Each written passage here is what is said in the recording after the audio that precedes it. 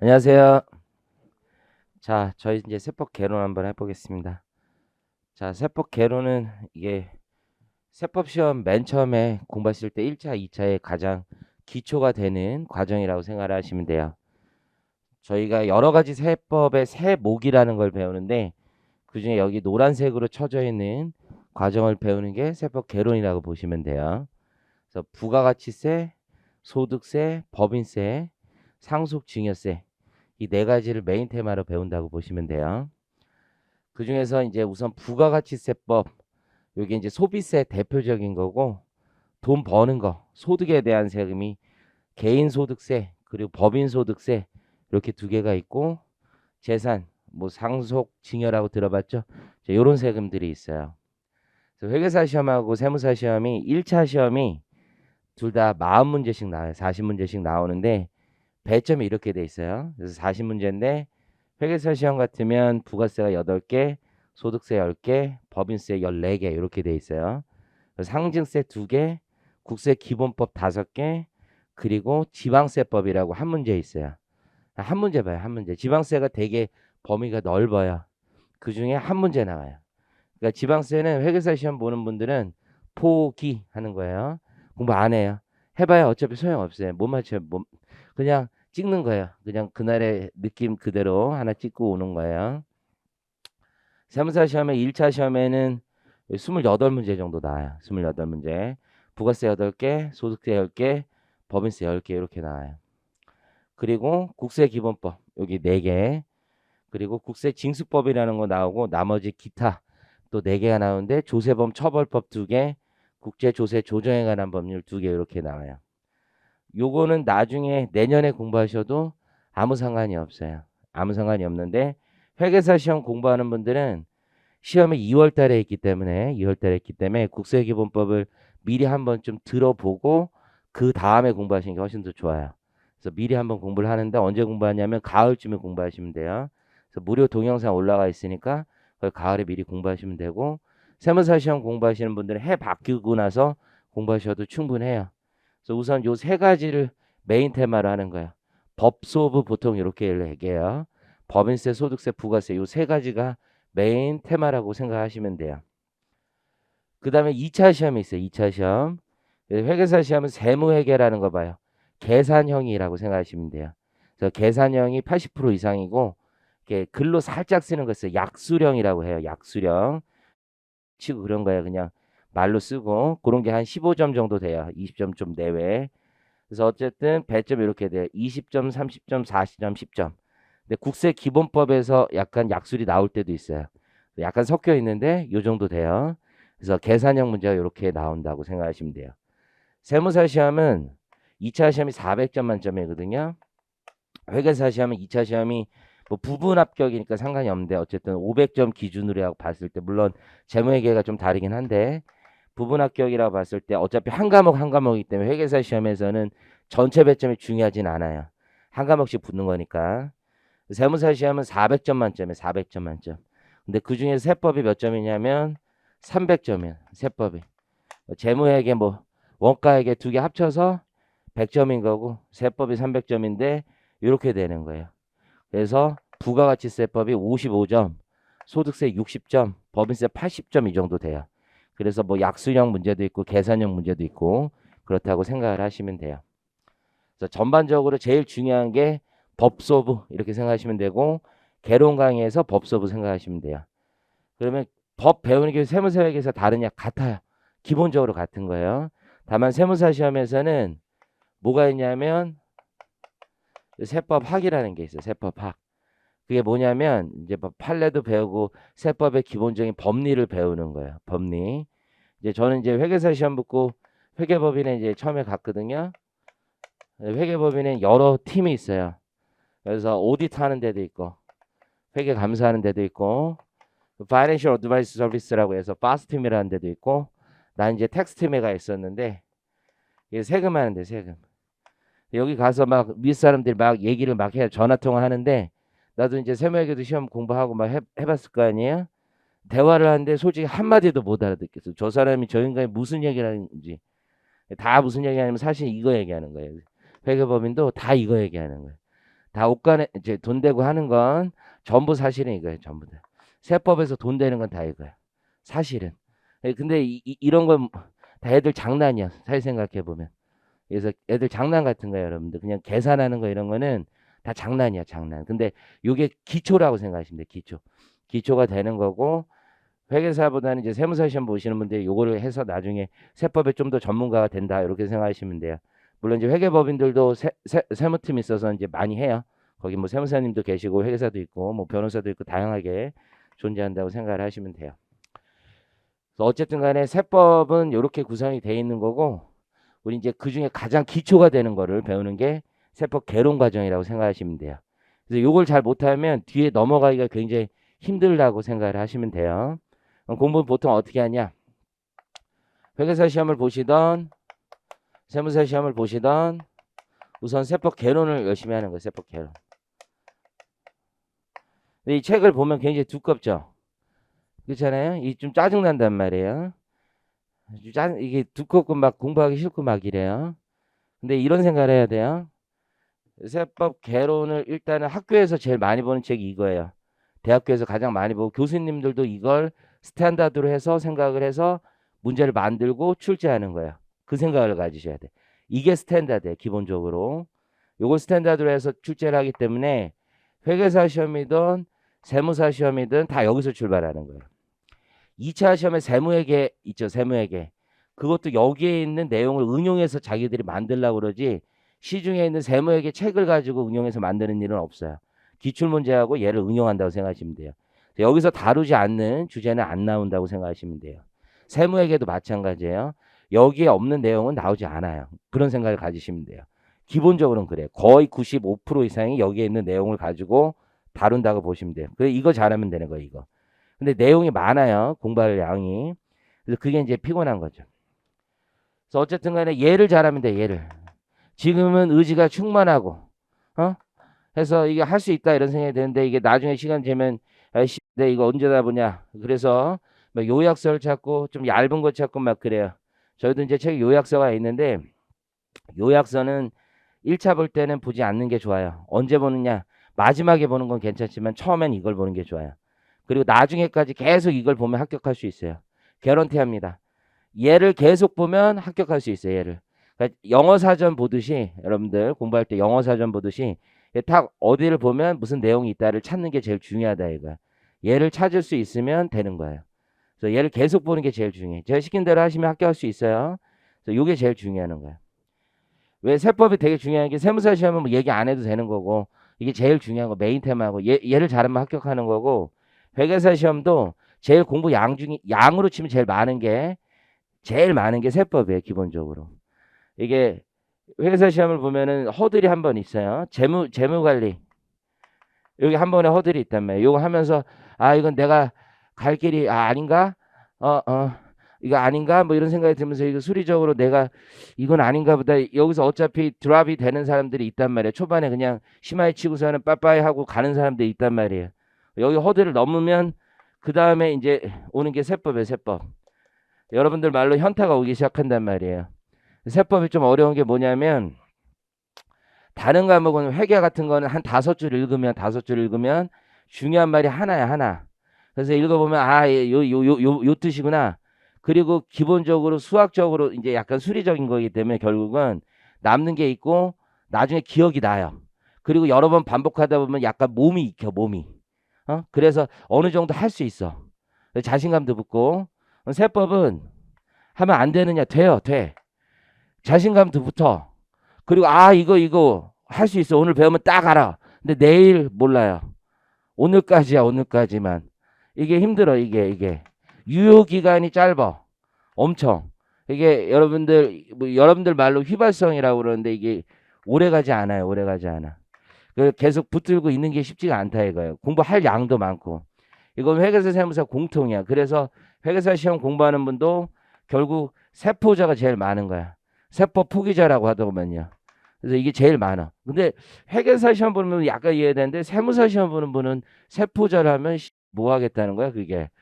그건 좀 심각한 거고 어쨌든 양이 일단 많고 5줄 읽으면 5개가 다 중요해 이게 세법이. 그래서 여러분들 격차가 좀 있다 이거예요. 그러면 얘는 잘하는 방법은 계속 두들겨 넣는 거예요. 계속 두들겨 넣는데 두들겨 넣는데 여러분들 디테일한 내용, 아주 세세한 내용에 집중하지 않으셔도 돼요.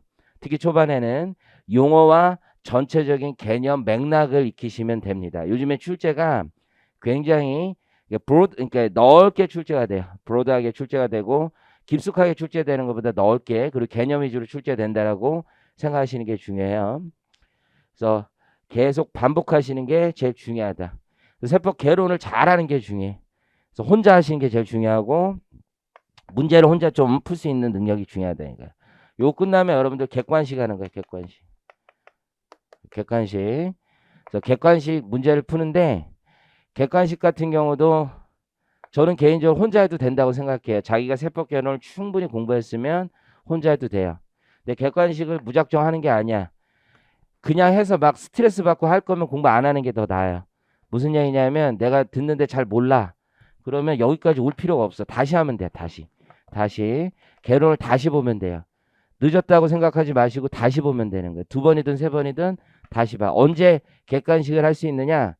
여기 책에 예제가 있어요. 예제 혼자 풀어서 적어도 답을 낼 수 있을 때. 예제라는 게 기초적인 문제란 말이에요. 걔를 해설을 안 보고 혼자 풀어서 답을 낼 수 있을 때 그때 객관식 넘으면 좋아요. 보통 사람들이 이걸 많이 한다고요. 세무에게. 자, 이런 생각을 많이 해요. 이게 어려워요. 자료가 되게 많아. 자료가 엄청 많거든요. 그거 한 다음에 이렇게 하면 훨씬 더 쉽다. 왜냐면 이게 문제가 조금 더 쉬울 거 아니야. 자료를 잘라낸 거거든. 잘라낸 거. 얘는 자료 3개 붙인 걸 가지고 하나씩 낸 거라고 생각하시면 돼요. 그러니까 이걸 하고 이걸 하면 더 어려운 거 하다 하니까 객관식 쉬워진다. 그래서 세무회계를 먼저 듣고 세법 개론 한 다음에 세무회계 듣고 객관식 한다. 이런 친구들이 되게 많거든요. 저는 반대. 인생이 다 스텝 바이 스텝이에요. 얘 한 다음에 얘 하는 게 훨씬 더 괜찮다고 생각을 해요. 객관식 수업을 안 들어도 돼. 제 생각엔 들어도 되고 안 들어도 돼.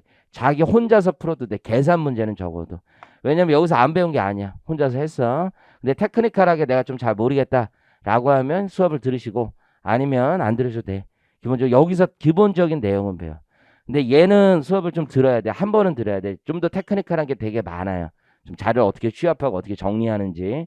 하지만 얘를 듣고 얘를 듣는 게 훨씬 더 좋아. 스텝 바이 스텝으로. 잘린 거를 배운 다음에 합쳐진 걸 배우면 스트레스가 덜하다고요. 이게 기초적인 내용을 한 다음에 해야지 자기가 스트레스 없이 공부를 하는데 얘 할 때 그냥 뭔지도 모르는데 욕만 하고서는 스트레스 받고서는 힘들다고. 공부를 스트레스 받으면서 할 필요가 없어요. 그래서 굳이 이렇게 하지 마시고 이렇게 하면 돼요. 이렇게. 그거 한 다음에 세무사 공부하시는 분들은 세법학 하시면 돼. 세법학. 공부에 마음이 또 되게 급해. 막 세법 개론 한번 다 보고 나서 보고 나서 그런 생각을 해. 아, 나 이제 했으니까 요거 하고 막 마음이 급해. 마음은 벌써 합격이야. 그럴 필요가 없어요. 여러분들 안 되면은 내가 늘 얘기하지만 다시 하면 돼. 다시. 안 되면 다시 하면 되는 거야. 이걸 그냥 무조건 넘겨서 순서를 빠르게 간다 중요하지 않아요. 안 되면 다시 하면 되는 거야. 늦지 않아요. 절대로 늦지 않아. 시험이 떨어져도 늦지 않아. 한 번 더 할 수 있는 거고 계속하면 원래 시험 다 붙는 거야. 얼마나 빠르게 붙느냐도 중요하겠지만 빠르게 한다는 게 제대로 안 하고 그냥 막 넘어가서 가봐야 합격을 하는 게 아니에요. 그래서 제대로 알고 넘어가는 게 가장 중요하다는 거예요. 그럼 이해하셨죠? 그럼 세법 개론 공부하실 때 예습할 필요 있느냐? 예습은 안 해도 돼요. 해봐야 소용이 없어. 잘못 이해할 수 있어. 잘못. 그렇기 때문에 복습 위주로 하시면 돼. 근데 나중에 세무회계 뭐 이런 거 있죠. 이런 건 예습하는 게 더 좋아.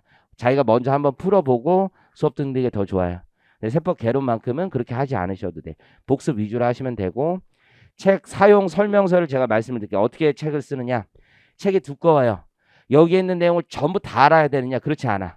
여기에 있는 내용은 이 책이 국세청 직원들도 많이 보시고 또 다른 분들도 많이 봐. 실무자들도 좀 많이 봐. 그렇기 때문에 이 책에는 수험과 관련 없는 내용도 좀 있어요.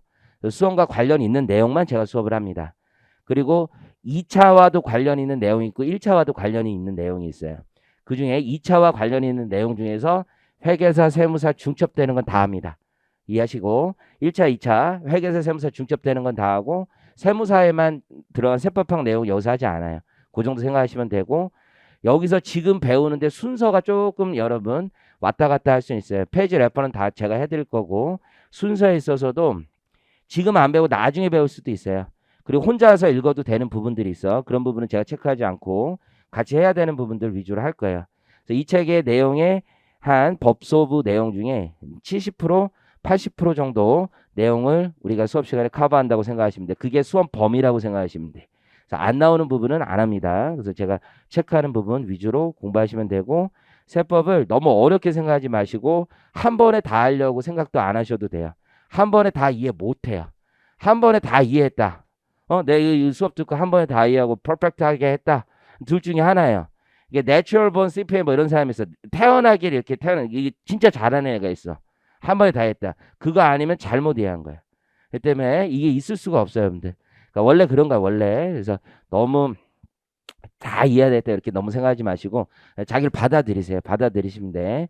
좀 이해 못한다 해서 너무 슬퍼하거나 분노하거나 노여하거나 그러실 것도 없고 그냥 시간이 지나면 어떻게 계속 축적돼 가면서 하는 거예요. 한 번에 이해한 게 그렇게 많이 그게 쉬운 건 아니에요. 그래서 축적돼 가면서 하시면 되고 복습 위주로 주로 공부하시면 된다라고 생각하시면 됩니다. 자, 그럼 우리 순서는 어떻게 할 거냐면 얘부터 할 거예요. 부가가치세법부터 할 거고 그 다음에 소득세법 할 거고 그다음 법인세법 할 거예요. 이렇게 세 가지. 그래서 공부에 일단 이번 우리 세법 개론의 목표는 여러분의 목표 나름의 목표가 있어야 될 거예요. 목표를 너무 높게 잡지 마. 그럴 필요도 없어. 목표는 최종 목표는 합격이잖아. 합격. 그렇죠? 몇 년의 합격 뭐 이런 게 있을 거 아니야. 세법 개론의 목표는 이걸로 하면 돼. 그냥 완주야 완주. 다른 거 다 필요 없어. 그냥 끝까지 열심히 하시는 거야. 완주. 여기서 점수를 몇 점 맞든 그런 거 생각하지도 마시고 끝까지 내가 세법 개론을 한번 가본다. 이거에 목표를 잡으시면 돼. 너무 대단한 거 생각하지 마세요. 그러면 하다 보면은 좀 아파서 뭐 빠지는 날도 있고, 그쵸? 살다 보면 뭐 여러 가지 못 듣는 날도 있을 거 아니야. 그럼 메이크업 하면 돼. 그러니까 보충하시면 돼요. 근데 이게 보충하기가 되게 빡세. 무슨 얘기냐면 하루 빠지면 뒤에 있는 내용이 이게 중복이 되는 경우가 있어가지고 좀 이해하기가 힘든 날도 있고 그렇단 말이에요.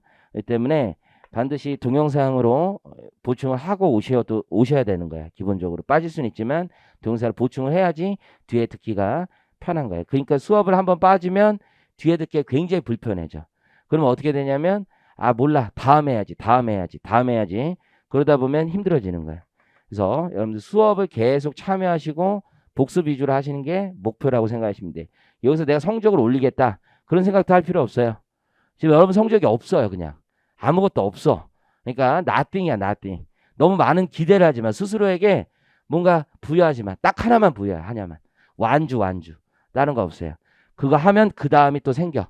그러니까 하나하나 생기는 게 중요하지 뭐 처음부터 거창한 목표 다 필요 없습니다. 여러분들. 그냥 하나하나만 가지면 돼요.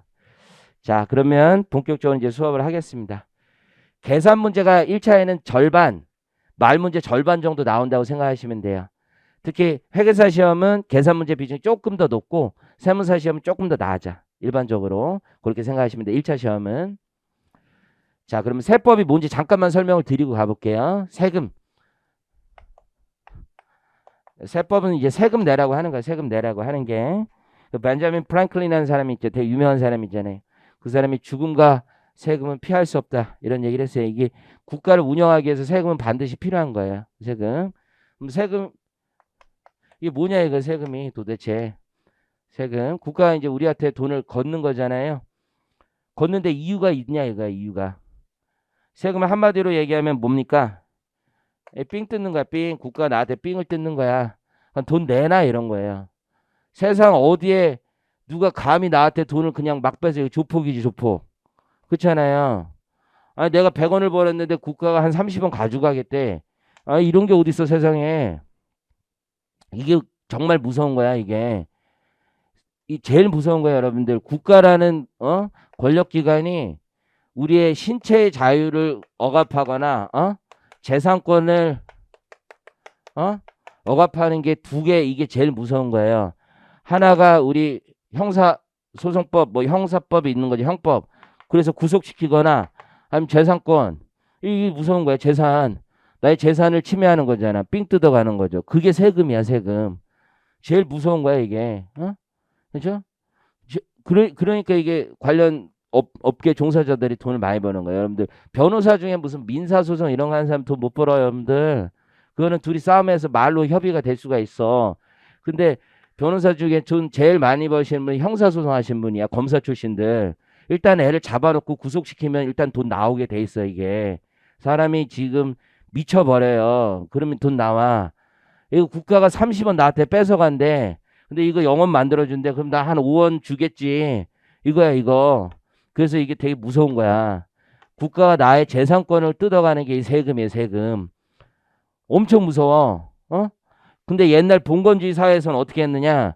왕이 이걸 지 마음대로 했던 거지, 왕이. 길 가다가 내가 오늘부터 다 걷어가겠다. 뭐 이러면 다 가져가는 거야. 그러니까 이게 사람들이 마음에 안 들었던 거지. 그래서 이제 부르주아 계층이 생기면서 시민사회에서 야, 그러면 안 된다. 야, 우리 그렇게 못 걷겠다라고 한 거예요. 그래서 우리가 합의해야 된다. 합의. 국가를 운영하기 위해서 우리끼리 모여서 합의하자라고 얘기를 했고 이 세금을 법으로 정하자고 얘기를 한 거예요. 그걸 우리가 좀 어려운 말로 좀 있어 보이는 말로 조세, 법률, 주의 이렇게 표현을 해요. 그래서 조세 법률주의라는 말이 뭐냐면 세금은 법으로 정해야 된다는 거야. 법에 없으면 세금을 거둘 수가 없다라는 얘기예요. 대표들이 국민의 대표들이 세법을 만들어서 그 세법으로만 세금을 걷는다는 얘기예요. 이해하시겠죠? 그 세법으로만 걷는다는 거야. 법으로만. 의미 이해하시겠죠? 그래서 이게 여러분들이 이게 회계사 시험 보는 분들은 이제 한두 번밖에 안 하겠지만 세무사 시험 보는 분들은 이걸 꼭 하는 게 좋은데 이따가 쉬는 시간에 지금 한번 해볼까요? 핸드폰 꺼내 보시겠어요? 핸드폰 꺼내면 앱 다운받을 수 있죠. 다운을 받으시면 돼요. 국세법령정보센터 뭐 이런 데가 있어요. 아니면 국가법령정보센터가 있어요. 그래서 거기 가서 앱을 다운받으면 돼요. 다운받으면 이제 세법을 여러분들이 검색을 할 수 있어. 검색을. 그래서 그 법을 보면 되고 이 책이 제일 법에 가깝게 써놓은 거야. 법전을 거의 카피 페이스트 많이 해놨어요. 여러분 스스로 법전을 볼 줄 알면 법대로만 하면 돼. 법대로만. 이해하시겠죠? 제가 일을 할 때는 책을 아무것도 안 봐요. 저는 일을 할 때 누구 책도 안 봐. 책 보고 하고 인터넷 보고 하는 애들은 수준 낮은 애들. 전문가는 자기 판단으로만 하는 거야. 그래서 오로지 딱 하나만 봐. 법전만 봐. 법전만. 법전 이외에 어떤 누구 것도 믿지 않아. 이해하시겠어요? 그런 다음에 뭐 대법원 판례나 행정해석 좀 보는 거야. 오로지 법만 보는 거야. 법만. 그래서 법을 해석하기가 생각보다 어렵고 그게 이제 나중에 세법학 이런 데서 해석론을 많이 배우는 거야. 이해하시겠죠? 여러분들은 기본 법의 줄거리를 지금 배운다고 생각하시면 돼요. 세법에. 여기까지 이해하시겠죠? 자, 그러면 세법 전에 보면은 법이 있고 시행령이 있고 시행규칙이라는 게 있어요. 그래서 이제 법이 법률이라고 하는 거야. 법이 이제 법률이 뭐냐면 우리가 이제 국회의원을 뽑잖아요. 국회의원. 우리 대한민국은 대통령제 중심 국가이긴 한데 그래도 대의민주주의 국가예요. 그 얘기는 뭐냐면 우리가 국회의원들을 뽑아서 국회의원들한테 법을 만들라고 시킨 거예요. 그러니까 국회의원들이 우리의 생활에 굉장히 중요한 역할을 하고 있는 거지. 우리가 같이 합의하는 거를 우리 5천만 국민이 다 같이 모여서 합의할 수는 없잖아요. 난장판이 되니까 국회에 300명 정도 모아서 난장판을 피워라 이렇게 얘기를 해준 거 아니야. 그래서 그들이 난장을 치고 있는 건지 모르겠지만 국회의원들이 같이 합의해 준 거야. 법을 만들어 준 거야. 그게 법이야, 법. 그래서 거기에 중요한 건 다 써놔야 돼. 거기에 다 써놔야 돼, 다. 이게 무슨 얘기냐면 세법전이라는 걸 딱 읽었을 때 복잡한 얘기 필요 없고 국회에서 합의한 내용으로 딱 봤을 때 국민이 나 세금 얼마 내겠구나. 나 이거 세금 내야 되는 사람이구나. 이런 걸 알 수 있어야 되는 거예요. 그게 제일 중요한 거야. 그래서 우리가 세법을 배우는 가장 큰 목적 중에 하나가 국민이 법전을 보고 이거 세금 내야 되는 거, 나 이거 내는구나. 알아야 되는 거, 알아야 되는 거. 그게 제일 중요한 거야. 근데 우리나라 세법이 그게 좀 어려워. 그게 굉장히 어려워. 여러분들 양도소득세라고 들어봤죠? 그런 거 보면은 진짜 개판이야, 개판. 너무 어려워. 이게 보통 사람들도 알 수가 없어. 세무사들도 양도소득세를 포기한 사람들이 되게 많아. 양포세무사 이렇게 불러. 양도소득세 포기세무사. 나 못 해먹겠다 이거야. 이거 세법이 너무 어려워가지고. 그러면 세무사조차 모르는 법이 이게 국가 이렇게 만들어 놓으면 되냐 이거지. 이 개판인 거야, 개판. 근데 여러 가지 이유로 그렇게 된 거야. 맨날 정책을 바꾸고 이게 왔다 갔다 하다 보니까 어쩔 수 없이 그렇게 된 거야. 일단은 그렇고요. 어쨌든 국회에서 법률로 정해서 야 세금 이거 낸다라고 얘기하는 거야. 그때 이제 쓰는 말이 과세 요건이란 말이야. 과세 요건. 그게 뭐냐면 야 이거 우리 세법에 있어서 가장 중요한 거 얘를 법에 적어 놓을 건데 네 가지 정도가 가장 중요해. 다섯 가지를 뽑는 사람이 있고 이게 있어야지 세금을 내는 거야.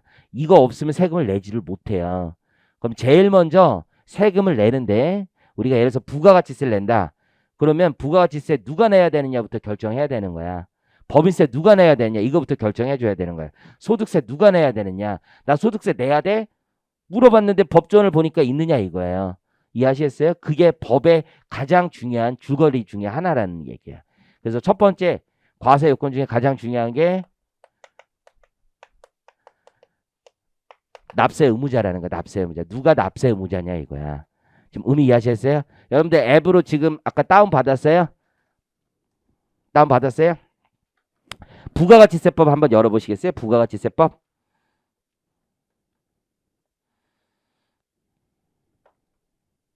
열었어요? 거기 1조가 보통 목적이에요. 세법 그 부가가치세법의 목적 이렇게 돼 있을 거예요. 그 2조가 보통 뭐 정의조문 뭐 이런 것들이 많은데 부가세 2조는 좀 다르고 어쨌든 1조에 보니까 거기 과세 요건이란 말 찾아져요? 그러니까 이 세법 부가가치세 목적은 부가가치세를 내는 데 있어서 과세 요건을 법에 정해 두는 걸 목적으로 하겠다라는 거예요. 지금 의아시겠죠? 자, 그리고 법전 다시 전체 제목을 보면 조문의 제목이 있잖아요. 1조는 뭐다, 2조는 뭐다, 3조는 뭐다 이런 제목이 있죠. 제목 보이죠? 지금 우리 함께 하고 있는 거 맞아요? 맞죠? 그 제목을 보니까 납세의무자 보여요? 3조인가 거기 보면 납세의무자 보여요? 거기 있는 거야. 부가세 누가 내야 되는지 납세의무자가 있는 거야. 대충 느껴지죠, 그쵸? 누구 세금 내냐 이거야. 부가세는 누가 내야 되니까 이게 딱 있어야 된다고 법에. 이해하시겠죠? 두 번째, 그러면 누가 내야 되느냐는 결정됐어. 두 번째는 뭐가 있어야 되냐면 야 뭐에 대해서 내야 되냐 이거 뭐에 대해서 그게 과세 대상이라는 거야. 어떤 행위나 소득 이런 대상이 있어야 되는 거야. 내가 세금 내야 되는 납세의무자는 맞는데 내가 누구냐 어떤 행위를 했을 때 세금을 내야 되냐 그걸 과세 대상 이렇게 불러요. 과세 대상. 무엇에 대해서 내냐 이거지. 무엇에 대해서. 부가세 거기 과세 대상 관련된 조문 찾을 수 있어요? 있죠. 몇 조 있어요? 4조 있죠. 4조에 바로 있단 말이야. 4조에 과세 대상. 그래서 재화 또는 사업자의 재화 또는 용역의 공급다 이렇게 돼 있단 말이야. 재화의 수입 뭐 이렇게 돼 있단 말이야. 그러면 아 이거를 세법에서 부가가치세법에서 과세 대상으로 삼겠다 이거지. 이런 행위를 하면 부가세 내라는 거지. 누구 보고? 거기 3주에 있는 사업자 보고 내라는 얘기예요. 아니면 재화를 수입하는 자로부터 걷겠다는 얘기야. 지금 이해하시겠죠? 그 다음에 요 두 개만 있으면 세금 걷기가 힘들어. 이제 핵심적인 내용이 필요하지. 세금은 기본적으로 돈이야, 돈. 돈으로 걷는 거야, 돈으로. 돈으로 걷려면 얼마인지 측정이 가능해야 된다. 회계처럼. 그래서 뭐가 필요하냐면 과세 표준 이런 게 필요해요. 그래서 과세 표준이 뭐냐 이거지, 과세 표준. 이제 용어가 조금 어렵긴 한데 과세 표준 뭐냐. 즉 세금을 계산할 때 과세 표준을 기준으로 해. 과세 표준. 29조 보면 부가세 29조 보면 과세 표준이 있단 말이야. 보여요? 제목이 과세 표준이 있다고요. 그렇죠? 그래서 과세 표준이라는 조문이 딱 있어야 되는 거야. 그래서 부가세 과세 표준 이렇게 삼겠습니다. 라고 딱 있는 거야. 지금 의미 이해하셨죠? 그것만 있으면 되는 게 아니야. 마지막 제일 중요한 게 뭐냐면 세율이 있어야 돼. 세율 몇 프로로 걷느냐. 그래서 30조 보면은 세율이 딱 있단 말이야. 그렇죠? 세율 딱 이렇게 있어. 세율. 응? 그래서 이 네 가지가 핵심이야. 핵심. 근데 이제 여기에 추가해서 어떤 사람은 이건 외우는 거 아니야. 이 네 가지는 외우게 될 수밖에 없어. 이건 제일 중요하고 다섯 번째로 하나 더 넣는 사람들도 있어. 그게 뭐냐면 부가가치세 같은 경우는 언제 내야 되느냐 이런 게 문제에서 얼마만큼 언제 어떻게 내야 되느냐. 그게 이제 과세 기간이라는 문제도 있어. 과세 기간. 근데 이거는 과세 요건을 뽑는 사람도 있고 아닌 사람도 있으니까 그건 중요한 건 아니야. 어쨌든 왜 그런지는 나중에 알게 돼요. 나중에. 그래서 이게 반드시 있어야 돼. 반드시. 이해하시겠죠? 근데 이제 문제가 생겼어. 이걸 국회에서 다 정하려고 하다 보니까 이게 세법이라는 게 지나치게 전문적이고 기술적인 거예요. 다 정할 수가 없어, 다. 국회에서 이 모든 줄거리를 다 정할 수는 없어. 근데 사실 좋은 세법 뭐냐면 사람들이 복잡하게 보지 않고 법만 봐서 대충은 알 수 있어야 돼. 대강은 예측할 수 있어야지 아주 좋은 법이라고 할 수 있어요. 네, 어쨌든 세법이라는 게 아주 경제적인 그 끝에 있단 말이야.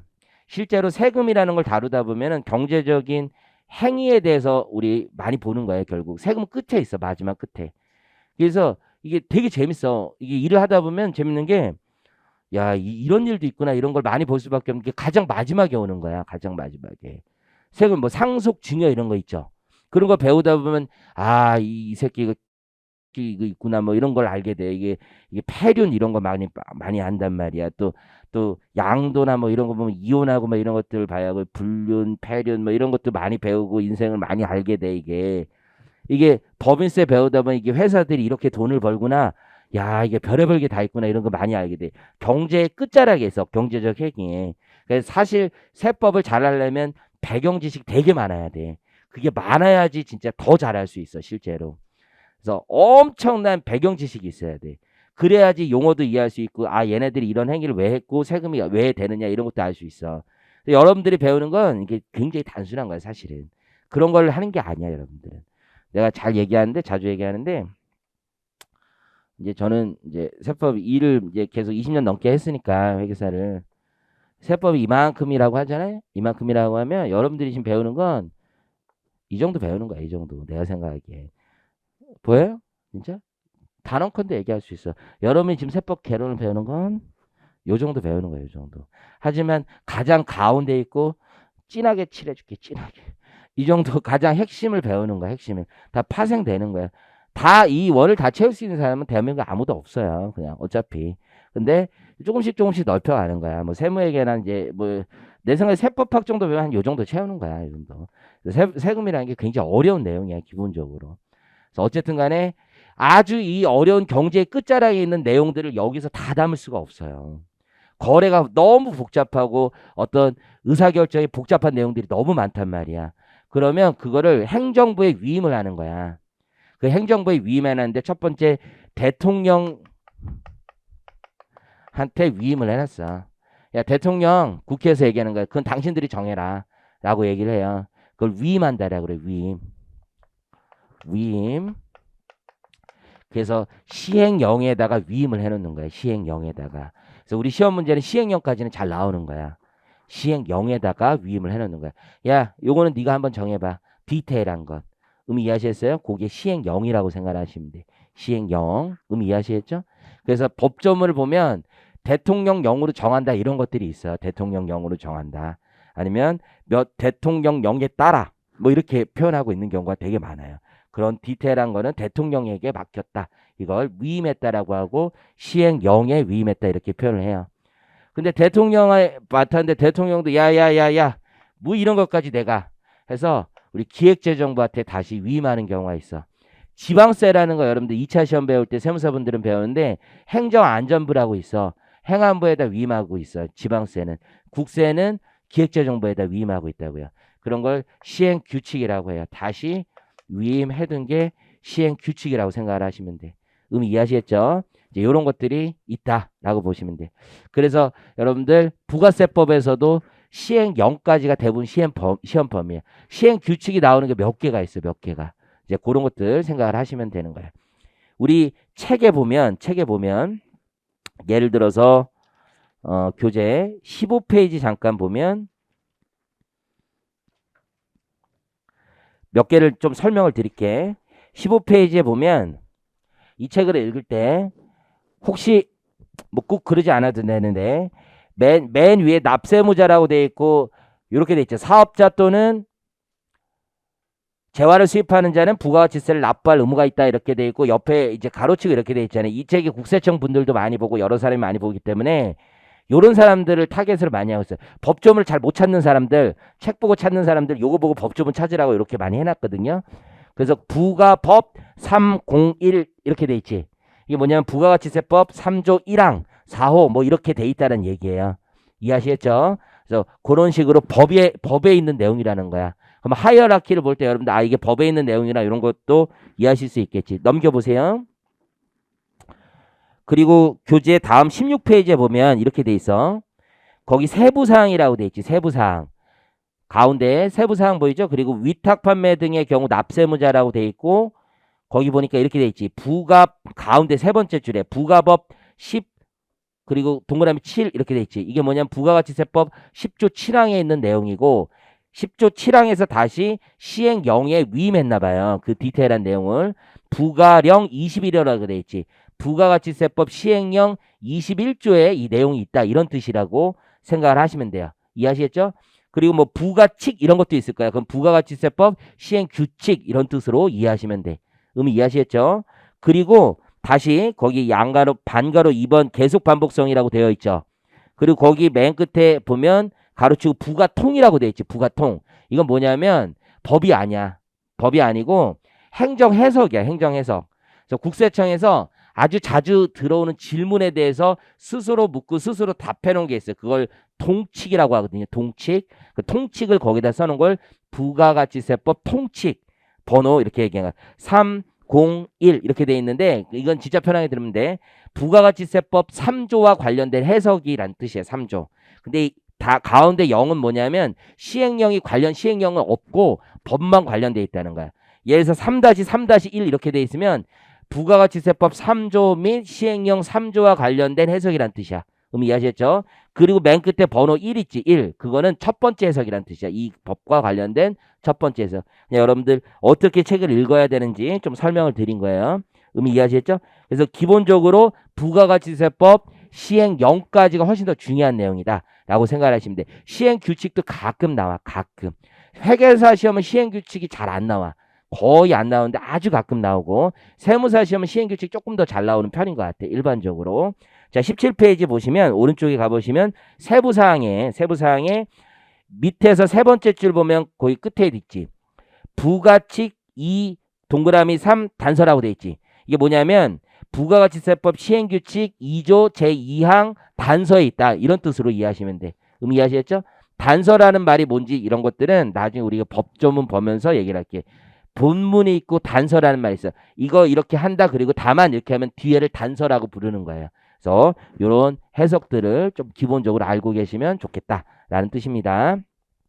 그래서 우리가 세법이라는 건 이렇게 돼 있다라는 거예요. 이해하시겠죠? 그래서 법전을 여러분들이 읽는 게 결국은 전문가야, 전문가 나중에는. 그래서 일을 할 때 블로그 보고 인터넷 보고 찾아보고 일하는 게 아니거든요. 그래서 법전을 읽는 게 되게 중요해. 세법에 관심이 있으면 특히 세무사 시험 보시는 분들은 법전을 스스로 찾아서 읽는 거 연습을 많이 하시는 게 좋겠고 회계사 시험 보시는 분들은 요거 하시면 돼. 나중에 자기가 회계법인 가서 뭐 텍스팀에 가서 하고 싶다. 그러면 그때 하시면 돼. 거기 가서는 이제 많이 연습을 하고 훨씬 더 많이 아주 큰 회사들 많이 하기 때문에 일을 많이 하거든요. 그러면 이제 처음에만 고생하지 나중에는 잘 할 수 있거든요. 어쨌든. 자, 그 다음에 이제 담세력. 이게 무슨 얘기냐면 우리가 세금을 이제 걷는데 아까 삥 뜯는다고 했잖아요. 삥. 그러면 이제 법으로 만들어서 뜯어야 되는 거야. 법으로. 근데 이제 법으로만 뜯는 게 아니라 또 이론적으로 백업을 해줘야 될 거 아니야. 도대체 왜? 그러면 왜 이렇게 법을 만들었어? 뭐 이런 얘기를 할 거 아니야. 그럼 세금이라는 건 납부할 능력, 이유가 나름 있어야 된다고. 그걸 강학적으로, 교과서적으로 만들어서 표현한 게 이제 담세력이라는 거야. 세금을 부담할 능력이 있느냐라고 생각했을 때 우리 세금은 크게 세 가지에 의해서 부과된다라고 얘기를 많이 하는 거예요. 이게 뭐냐면 야, 소득이 있어? 그럼 세금 내, 세금 내. 소득이 있어. 소비했어? 세금 내, 세금 내. 재산 있어? 세금 내. 이런 거야. 재산 있어. 별게 아니야. 예를 들어서 여러분 아버지가 집 사셨어요. 지방자치단체가 기쁜 거야. 집을 사셨는데 돈이 있으시네. 세금 내. 이거예요. 그게 취득세라는 거야. 취득세. 엄마 10억짜리 집을 사셨어. 대박. 축하. 세금 내. 이거죠. 축하. 취득세 내. 이거 취득세. 이거야 이거. 재산이 있어. 너 돈 벌었으니까 세금 낼 만한 능력이 있다라는 거야. 별게 아니라. 우리가 이거는 쉽게 이해를 해. 야, 1억 벌었어. 그럼 세금 내. 이거는 이해를 하는데 나머지를 잘 이해하기 좀 어려운 거야. 이것도 다 이해가 돼야 되는 거야. 축하합니다. 돈 버셔서 지금 재산을 취득하셨네요. 세금 내라는 거지. 이해하셨어요? 소득에 대해서 세금 내라는 거야. 소득. 이건 우리가 쉽게 얘기할 수 있어요. 그래서 법인 돈 벌었다. 법인세 내라. 개인이 사업해서 돈 벌었다, 근로해서 돈 벌었다, 금융소득 있다, 세금 내라 이거예요. 그렇죠? 재산은 이런 것도 있는 거야. 일반적으로 세무서 가면은 이렇게 부서가 나뉘어. 법인 팀, 그리고 개인 팀, 재산 팀 이렇게 나눠. 재산 팀에서 하는 게 뭐냐면 사실은 소득세지만 양도소득세를 재산 쪽에서 다루고 있고 그건 세무서 내부적인 거고 상속 증여도 재산이야 대표적인 거. 돌아가셔서 상속세 내야 되는 거지. 상속받아 그러면 상속세 내는 거야. 이해하시겠죠? 아버지가 증여해 줬어. 그러면 증여세 내는 거야. 이게 재산에 대해서 내는 거지. 이건 담세력이 있다라고 충분히 얘기하지. 소위 말해서 불로소득이 있는 거잖아. 불로소득. 공짜로 받은 거잖아. 땀 흘리지 않고 돈을 받았잖아. 회피하지. 그럼 세금 내라는 거야. 근데 어떤 사람은 이거에 동의할 수가 없는 사람도 있지. 야, 내가 아버지가 힘들게 돈 벌어가지고 세금 이미 냈잖아. 내가 돈 벌 때. 소득세 다 낸 거 내 새끼한테 돈 주는데 왜 또 세금을 내느냐. 이중과세 아니냐. 이렇게 반대하는 사람도 있어요. 근데 어떤 사람은 무슨 얘기야? 어떤 놈은 한 푼도 돈을 받지 못하고 시작하는데 어떤 놈은 10억, 20억 가지고 시작하는데 이게 평등하지 않은데, 출발이 공평하지 않은데 그 처음 세금 좀 내고 시작하는 게 사회적으로 봤을 때 공평한 사회를 만들고 부의 재분배를 위해서 필요한 거 아니야? 상속세 꼭 필요해. 이렇게 하는 사람도 있는 거고 아니야. 이거 아버지가 낸 거니까 상속세 없어야 돼. 이런 나라도 있는 거야. 상속세가 있는 나라도 있고 없는 나라도 있죠.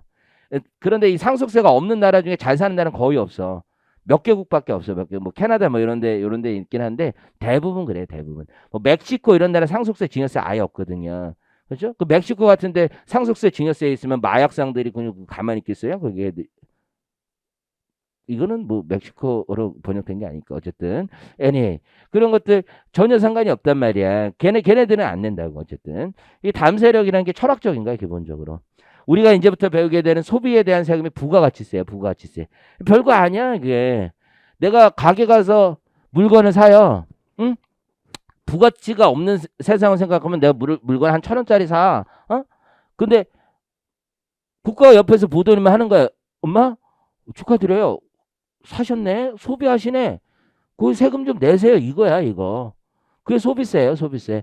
1,000원짜리 물건을 산 어휴 축하드립니다. 그 돈 한 10% 내시죠. 이거야. 그 1,000원 내. 그게 소비세야. 소비세. 본질은 그거야. 본질은. 1,000원짜리 물건 샀어요. 컨그레츄레이션 축하드립니다. 1,100원 내세요. 이거야 이거. 근데 그거를 누구 보고 내겠냐 뭐 이런 게 이제 복잡해지는 거지. 생각해봐. 우리 앞에 친구가 요 검은콩 호두 아몬드 그 맛있겠다. 어쨌든 검은콩 호두 아몬드를 사는데 이게 얼마냐? 한 1,000원이야? 1,000원? 1,000원짜리 사는데 부가세가 한 1,100원 붙어 있다고 생각해봐. 얘 보고 이 학생 보고 네가 소비하니까 부가세 네가 1,000원짜리 먹었으니까 네가 세무서에 갔다가 100원 내라고 해봐요. 얘가 말을 듣겠어요? 들을 애도 아니고 얘는 그런 거 알지도 못해. 전 국민이 그걸 어떻게 하니? 전 국민이. 그거 자체가 불가능해. 그거 자체. 그렇게 했다간 난리 나죠. 우리가 말 듣습니까? 우리가? 일반 개인들은 말 더럽게 안 들어. 일반 개인들은 세무서 가면 난장밖에 안 쳐. 난장. 종합소득세라고 들어봤죠. 종합소득세. 개인들이 내는 게야. 여러분들 개인들이 내는 종합소득세는 부자들은 알아서 잘 키워. 알아서 잘해.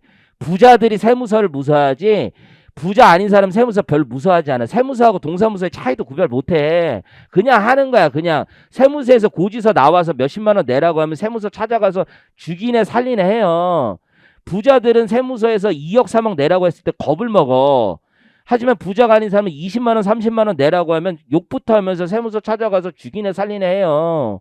신나 뿌리고 공무원한테 네가 뭔데 이렇게 얘기를 하는 거야. 세상이 이게 달라 완전히. 사는 사람들이 서로 다르단 말이야.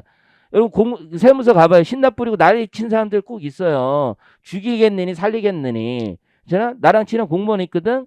공무원이 누구한테 고지서를 하나 냈어요. 몇십만 원 냈는데 그분이 납세자가 온 거야. 왔는데 오토바이 알죠? 오토바이 하이바 검은 거를 들고 온 거. 검은 거를 이거를 그대로 자기가 벗지도 않고 들어와서 공무원 자리 앞자리에 앉은 거야. 얼마나 무섭겠어. 네가 생각해봐. 네가 공무원인데 어떤 사람이 와가지고 하이바를 쓰고 그냥 아무것도 내리지 않고 얼굴도 안 보여주고 그냥 앉아. 그리고 파인애플 있지. 파인애플 들고 칼을 들고서는 파인애플 앞에서 나한테 쌀려주면서 먹으래. 야, 개쫄리지 진짜. 죽고 싶지. 그런 게 세금이야. 어떤 사람에게는 부자에겐 진짜 무섭지. 내 거 다 뺏길까 봐. 근데 어차피 나 50만 원 있는데 20만 원 이거 뺏겨봐야 어차피 똑같은 세상 상관없어. 사람마다 다 다른 거야, 이게. 느끼는 게 다 다른 거고. 근데 소비라는 건 누구나 하는 거야, 누구나. 근데 얘한테 1,000원짜리 이거 샀는데 100원 내라고 하면 얘가 하이바 쓴다고요. 난리 나는 거지. 그런 거 안 해, 사람들 안 해. 절대 안 해, 그런 거 사람들. 그러니까 우리 부가가치세법은 소비세인데 그렇게 못 거둘 수가 없어. 아예 불가능해, 그거는. 할 수가 없어. 그러니까 말 잘 듣는 놈 찾는 거야. 그냥 제일 괜찮은 놈 누구냐? 세금 걷어올 만한 놈. 그게 이따 배우겠지만 사업자라는 거야, 사업자. 물건 파는 애들 겁이 많지, 겁이. 잃을 게 있잖아. 물건 팔고 장사 못하게 하면 죽는 거잖아. 그러니까 물건 팔 때마다 세금 걷어서 갖다 내라. 그걸 사업자라고 하고 우리 부가세법에서는 걔 보고 세금 내라고 하는 거야. 기본 본질이, 기본적으로. 그게 소비세의 본질이야. 그러니까 이게 굉장히 특이한 제도야. 우리가 앞으로 배워야 되는 소득세나 법인세는 번 놈이 낸다고, 번 놈이. 내가 얼마 벌었어? 그럼 세금 내면 돼. 심플하지. 내가 100원을 벌었어? 그럼 10원 내라면 10원 내면 돼. 1,000원을 벌었어? 200원 내라면 내면 되는 거야. 근데 소비세는 소비한 놈이 내는 게 아니라 물건 판 놈이 내라는 거지. 즉 내가 내긴 내는데 얘가 물건 1,000원짜리 사면서 얘한테 100원을 사업자가 걷었단 말이야. 경제학적인 개념에서는 얘가 부담하지만 이걸 세금을 국가에 납부하는 자는 사업자잖아요. 그래서 이걸 좀 어려운 말로 간접세라고 부르는 거야. 직접세라는 건 세금을 부담하는 자와 납부하는 자가 동일한 사람을 직접세라고 부르고, 간접세인 소비세는 부담하는 자와 납부하는 자가 서로 다른 세금을 간접세라고 하는데, 소비세는 그 본질상 간접세일 가능성이 굉장히 높은 거예요. 왜냐하면 소비는 누구나 하고 누구나 다 갖다 낼 수가 없어요. 이게 굉장히 복잡하지. 이런 애가 어떻게 말을 들어요. 우리 일반 국민들은 말 안 듣는단 말이야. 그러니까 소비세는 기본적으로 소비에 대한 세금은 납세 의무자를 일반 개인으로 할 수가 없어. 굉장히 어려운 문제가 생기는 거야. 이해하시겠어요? 근데 소비세도 일반 개인인 경우가 있단 말이야. 그게 뭐냐면 수입하는 경우, 수입. 직구 해봤어, 직구? 직구 해봤어요? 뭐 샀어? 청소기? 혼자 살아요? 그래요? 청소기. 보통 남자애들은 청소를 안 하지 않나? 그래. 그래, 직구. 청소기를 샀어, 청소기. 뭐 다이슨 샀어? 자취하는데 다이슨을 산 거야? 다이슨? 왜 다이슨 그게 갖고 싶었어? 짝퉁을 샀어? 중국에서? 그거는 직구가 아니라 밀수라고 하는 거야, 밀수야. 직구하고 뭔가 다른데 밀수한 거야, 밀수. 관세법 위반이야, 너는 지금. 관세법 위반이야, 관세법. 관세법 위반. 이따가 관세법 내가 조문 한번 찾아서 몇 년 이하의 형이나 벌금인지 찾아줄게. 이러면 안 돼, 너 지금. 어쨌든 별로 좋은 예가 아니네. 어쨌든 간에 우리가 직구를 해, 직구. 그럼 직구를 하면은 관세라는 걸 내, 관세. 관세를 내는데 이게 소비가 되긴 되잖아. 근데 이게 사업자가 없어, 이거는. 물건을 파는 놈이 없단 말이야. 내가 직접 산단 말이야. 근데 이게 소비하기 때문에 세금을 걷고 싶은 거야, 국가에서. 근데 일반 개인들도 내라고 해도 되는 거야. 왜냐면 중간에 세관장이 딱 버티고 있잖아. 세금 안 내면 물건 안 주면 된다고, 이건. 쉽게 얘기하면 세금 안 내면 안 줘. 지금 우리 직구족은 지금 이 물건이 굉장히 중요하단 말이야. 프레셔스하죠. 요거 살라고 내가 진짜 이거 눈팅하면서 이거 엄청 봤단 말이야. 이거 들어오기만 날 이제 손꼽아서 기다리고 있단 말이야. 그런데 그거를 안 줘. 그러면 큰일 나지. 세금 내고라도 가져온단 말이에요. 그렇잖아요? 저희 와이프도 이 직구를 좀 많이 하신단 말이에요. 직구를. 언제부터. 내가 미국의 독립기념일을 왜 알아야 되니? 내가. 독립기념일 할인을 왜 알아야 되고 블랙 프라이데이를 왜 알아야 되는지 다 모르겠어. 나한테 왜 이렇게 설명을 해주신지 모르겠는데 관심이 없어. 관심이. 그래서 막 얘기하면 딴 생각한단 말이에요. 그러면 또 물어봐요. 너 내 말 듣고 있니? 그러면 또 듣고 있어. 그럼 지금 방금 한 얘기 뭐니? 또 물어보고. 내가 무슨 학생이니? 어쨌든 간에 관세를 안 내면은 안 주면 돼. 이거는 말 더럽게 잘 들어. 이거는. 그러니까 수입하는 건 걷기가 되게 쉬운 거야. 이건 그냥 닥치고 내라고 일반 국민한테 얘기해도 돼. 하지만 우리나라에서 거래되는 건 그렇게 얘기할 수가 없는 거야. 그래서 이게 조금 다른 거예요. 그래서 부가세가 두 개의 체계로 있는데 우리가 배우는 대부분의 체계는 일반 국민들하고 거래들, 국내에서 일어난 거래들을 배우기 때문에 야, 사업자 네가 가져와라 이렇게 이것들을 배운다고 생각을 하시면 돼. 의미 이해하시겠죠? 일단 부가가치세, 일단 큰 소비, 우리 소비에 대한 세금을 배울 거고 그 내용을 구체적으로 배울 거예요. 자, 그래서 부가가치세 과세 체계인데 자, 3페이지 있죠? 3페이지 안 봐도 돼. 지금 안 봐도 돼. 전혀 상관없어. 4페이지, 5페이지도 안 봐도 돼. 약간 재정학적인 개념이야. 5페이지에서 개념과 성격은 이따 볼 거고 6페이지부터 가는데 7페이지에 있는 여기 숫자가 있어. 7페이지. 여기 숫자. 여기부터 이제 우리가 할 거야. 지금 1시간 됐어. 쉬었다 할게요. 쉬었다가.